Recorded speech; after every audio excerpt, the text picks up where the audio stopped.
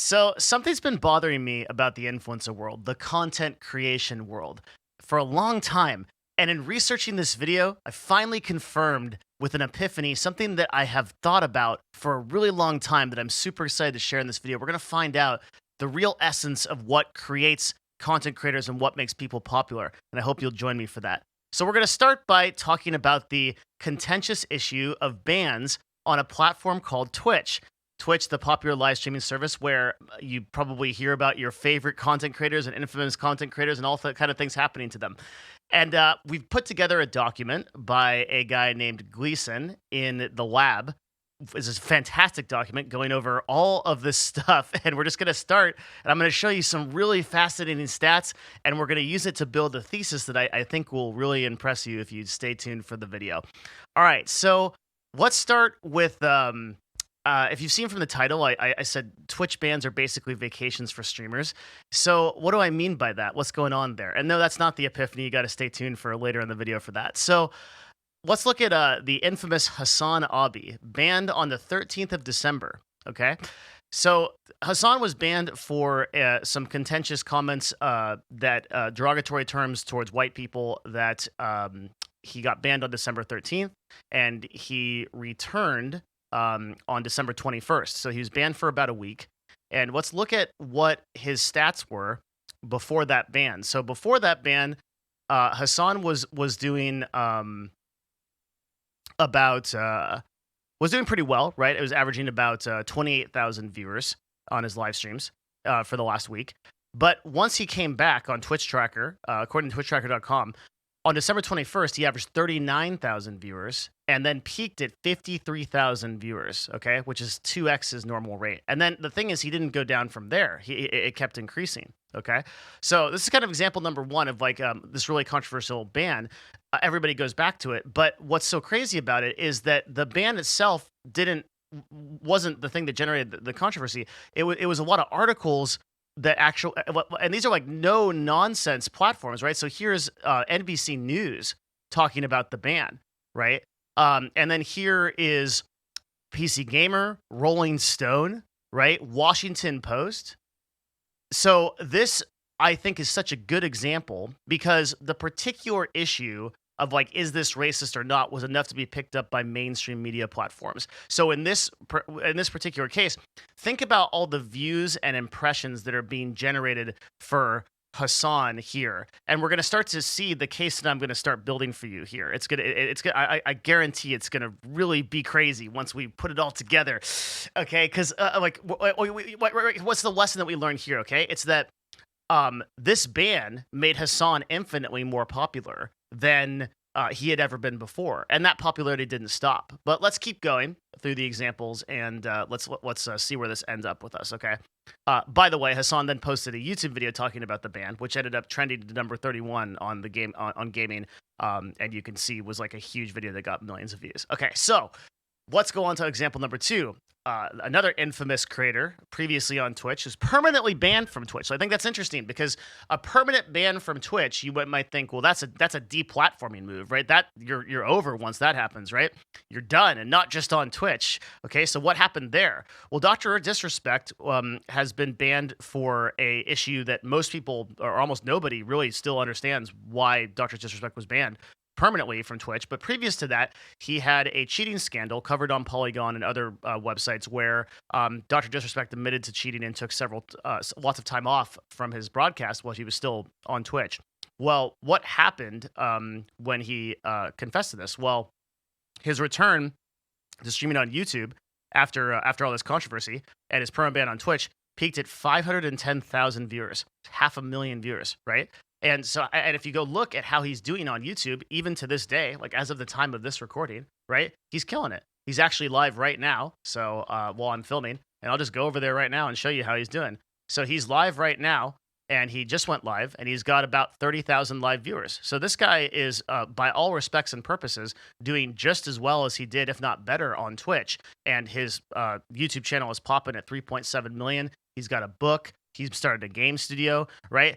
The things that put Dr. Disrespect on the map, among other things, and among being an admittedly very high tier content creator, was the bans and the controversy. Brought him to this peak of 500,000 viewers, which he had never done before, and that negative news. And here's the kind of case if you're following the trends here and starting to see what I'm putting together, you're starting to see that, like, despite incredible controversy, the popularity of Dr. Disrespect did not stop. It kept going. It kept increasing. And so something weird is happening here. And this is, like, where I started to put this stuff together.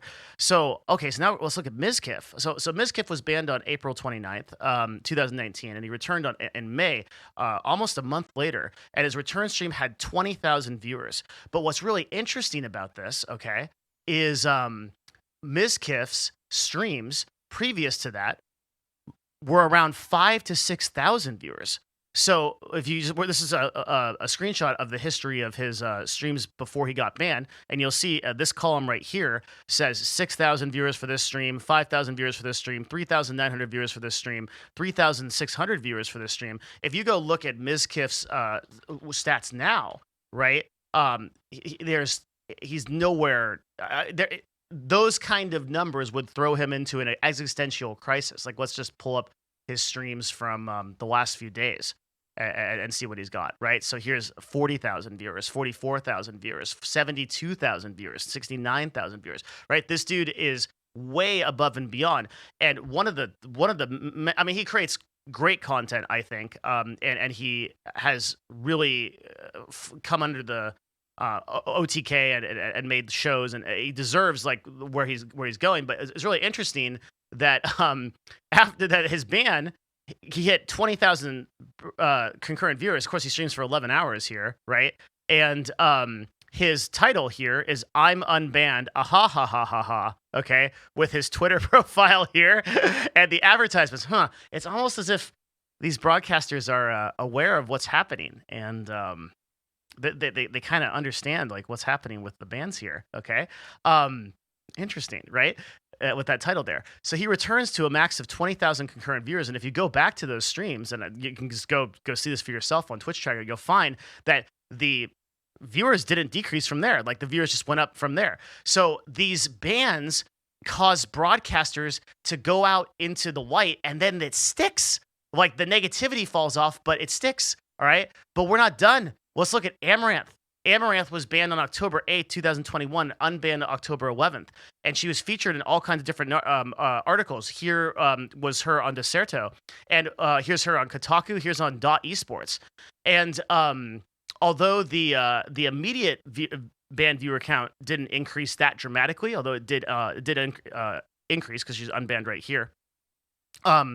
The press that she got and the concurrent viewership that drove her was a factor in increasing her prevalence on the platform later. Now, Amaranth, I think, is an interesting example because I actually attribute Amaranth's success almost entirely to really smart diversification and just upward momentum. She's just an incredibly intelligent and content creator.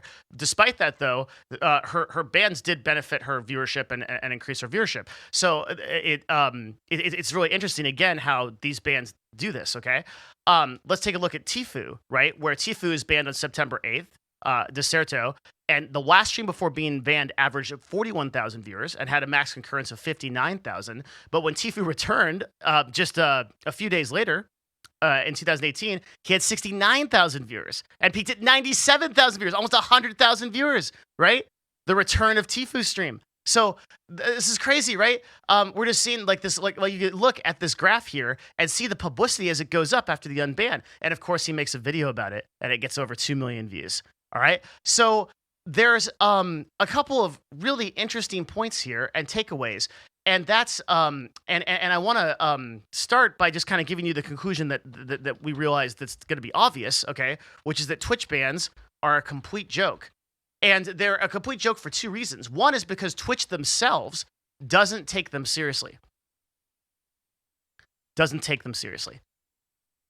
What do I mean by that? Well, if they did, they would ban people for 3 to 6 months or more, and they would actually put a decent indent in somebody's like salary and possibly 3 to 6 months is enough time for people to kind of stop forgetting about people. Now, I actually would take contention with that because we've seen people like Ninja Shroud basically disappear onto a platform like Mixer, and then years later they come back and they're immensely successful. Shroud to this day gets 30,000 viewers on Twitch regularly for just playing normal games. So nothing really happened. These people that took these platform deals, it was the most intelligent thing they could do. They came back and they're fine. So this is so interesting because this negative news, like Twitch themselves don't take these seriously. They ban a person for 3 days or a week or a month at most. And for some of these bans, they're like pretty egregious. Like depending on your opinion on it, like, some of these really high profile bans are for pretty good reasons, right? Occasionally you get a ban like Amaranth's bans, which, like, number one, I can tell you as our agency represents Amaranth, we have no idea why she gets banned.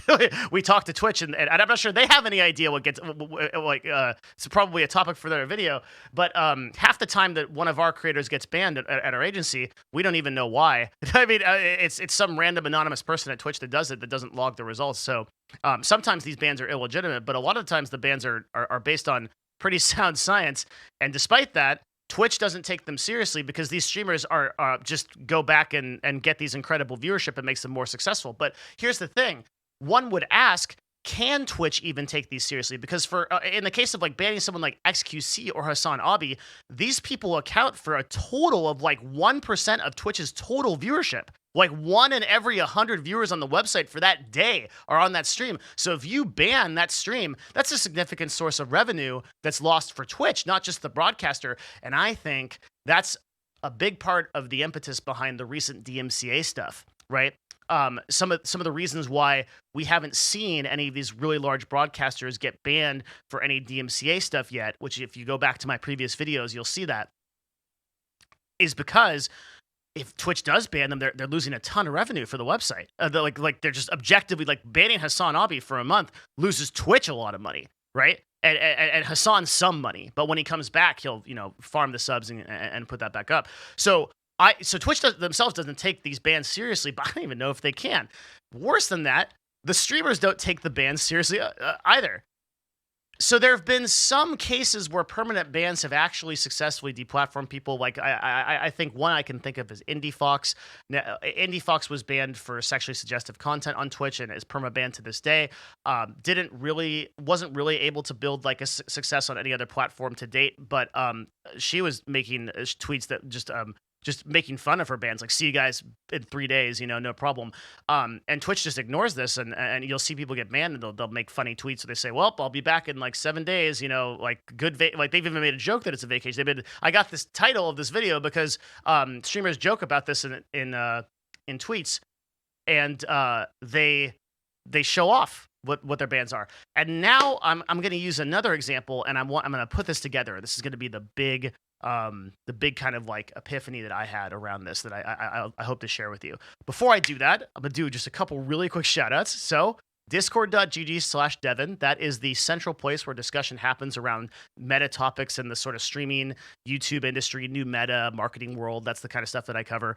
Join us there. And also, if you really like these kind of videos and you want to support me doing this, try going to patreon.com/Devin Nash. Patreon.com/Devin Nash. I actually make custom videos there that teach business, marketing, stuff like that. So kind of a different vibe, but for $5 you get 40 videos more. I upload like 2 or 3 a week. And yeah, you could just like go support the stream. Even a couple bucks matters. So thanks for, I said support the stream. Force a habit. Support the videos. Thanks. And that's it. That's all I want to shout out. Thanks for taking the time. So I want to use the example of the recent Ninja Pokimane drama, which started just a couple of days ago as the time of this recording, and is a kind of back and forth with them about Ninja allegedly supporting the unbanning of a person who hate-rated Pokimane. So if you are very tuned in to Twitch news, you'll follow this drama. Let's look at what happened to Ninja when over the last couple of days as a result of this controversy. So we're just going to pull up his data here, and we'll look at his previous streams before the drama. So not bad. So 23,000 viewers, 17,000 viewers, so 20,000 viewers. So he's doing pretty well, right? And occasionally if there's like some kind of like Fortnite, lately there's been a Fortnite event. But you could go here and you could look at some of these, like back here, it's like 18,000, 11,000, 15,000, right? Even streaming Fortnite and before that. Let's look at the amount of views that he's gotten as a result of the controversy. So recently, 38,000 viewers, right? For a 6-hour stream, 24,000 viewers. But look at the views gained here, right? This is yesterday when the controversy really dropped. 303,000 versus 140K, almost double the number of total views. And something I want you to pay really close attention to, you astute people here, followers gained 8.8 thousand versus 4K here, right? So you might notice that not only does that negative news not really effective because his follower counts increased. Most of the people that are on Pokimane's side, they're against Ninja in this because Ninja allegedly texted an account representative to get this person unbanned, which a lot of people don't support. So the follower counts didn't go down. So what's happening here? There's something really interesting here and this is like the big takeaway that I realized, right? It's that bans and negative news are making streamers and influencers careers. So bans and negative news are making streamers and influencers careers. So negative news doesn't stick, but the views that come from it do. And influencers become more and more popular and just feed the flames. But it gets crazier than that. At this point, negative news is something that the top influencers on platforms like Twitch and YouTube, they know about. They understand this phenomenon, and they're using it. And they're using a lot of you that might be watching this video to feed the flames and become more popular. This is a crazy thing that's happening and playing across all of social media. And one of the most famous examples of this is the Logan Paul KSI drama. So when the Logan Paul KSI drama dropped, it was this like kind of back and forth between them both. And behind the scenes, they were really conscious of this, and they had like planned this whole thing, and it led up to like a multi-million-dollar boxing match, which they all got paid out an absurd amount for. But now, if you go look at what Logan Paul and KSI are doing, right? They're launching a drink company together. All of this drama, right? That was this previous hate is like based on this whole boxing, this like kind of hate thing that so many fans, like they got in physical fights over in the streets over this kind of stuff. There was back and forth for months for their fans. Resulted in this, right? And it's almost as if these influencers understand what's going on. But don't take it from me. Let's listen to what Logan Paul himself says about the subject. The caption should have been changed to Logan Paul knew exactly what he was doing, and he played all of you. Like after it happened with Flat Earth, and they did the marketing for us, and now it's happening with this. I'm just so confident that they will never ever catch on, and if they do, their desire to do the bandwagon type action and bandwagon tweets only helps trumps their ability to go. You know what? If I don't like Logan Paul, the most effective way for me to show my disdain is to be indifferent and not talk about it. The opposite. So hate and negative news are the things that are fueling these influencers' careers, and all of the haters and all of the people that are posting these Reddit comments that are making it's all causing this effect. The negative news is causing this effect. These are things that people like Keemstar figured out years ago, right? Like this, and like Logan Paul is using this to great effect. I encourage you to listen to this entire section of this podcast. He goes over a Fox 6 interview. It's Impulsive 103 for people that are just listening. Logan Paul Impulsive 103 is podcast. I really encourage people to go over this. He talks in great detail about how he kind of deliberately marketed a Fox 6 News interview. And he goes over it line by line about how he marketed it to get headlines based on what his like haters would say about him. It's fascinating. Like he just completely realizes what he's doing. One of the most intelligent marketers in this day and age. Is one of the reasons why he's become so unbelievably successful. But other YouTubers and influencers do this as well. So this Twitch ban system is actually the way that we're seeing this play out on Twitch as a platform, right? Broadcasters like Hassan and Mizkif are intentionally using these bans. And they're skirting the line of that gray area where they know that these bans won't have permanent effects, but they can come back to these huge audiences and they get a free vacation. They got to stream 250 to 300 hours a month, man. 7 days off is great, right? When you come back to even more viewers and subscribers than you had before and more money and donations and sympathy for your bans. But the thing that really gets me about this is that the negative news never sticks. All of these like comments and hater comments and everything, pages and pages of Reddit threads, pages and pages of like response videos and people that criticize these people, right? It's one of the reasons why I try really hard not to do drama-based content, because I know I'm feeding the flames of this, that I follow that indifferent thing, but people can't stay indifferent psychologically. They have to speak their voice on these topics, and they see those upvotes that come in from their contentious opinions and the threads that they start, and these threads catapult these people to success. So these haters of these influencers are inadvertently driving their careers upwards, and Twitch themselves are benefiting from this, and all of the media, like the Kotakus and the Washington Posts and the CNBC, they understand this, right? So they're seeing what people are responding to, and they're making articles so that they get these clicks. This whole thing is this negative news cycle that people are just participating in blindly, and the haters don't realize that they are actually feeding the flames of these influencers' careers, as shown in these stats and that are so majestically put together. Thank you, Gleasn from the lab. Fantastic job on these, because it helped this video immensely. So the takeaway here is, if you really don't want a person to succeed, the way that you get rid of them is you ignore them, or at least the way you do your part.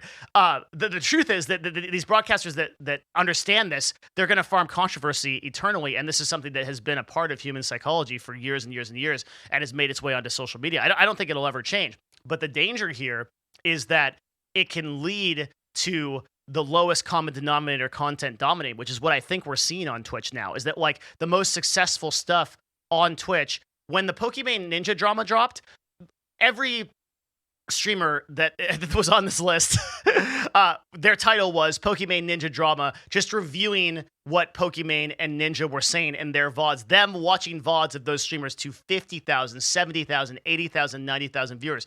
Now, this drama will get forgotten in less than a month, and all of the, probably a couple of weeks maximum, right? And all of the people that hated so much, they'll be on to something else, just this outrage culture that is just like jumping from topic to topic.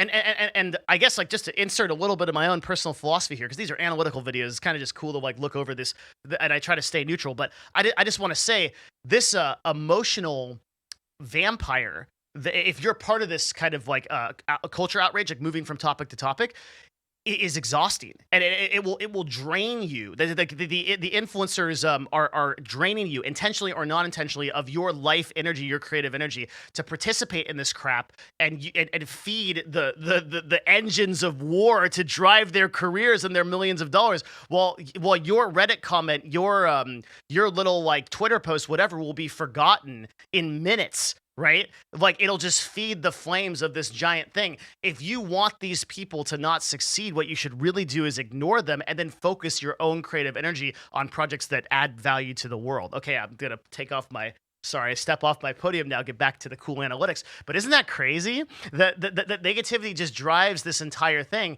And I don't think this will ever change. I don't think Twitch can ban these people, because the percentage that they contribute to the website is way too high.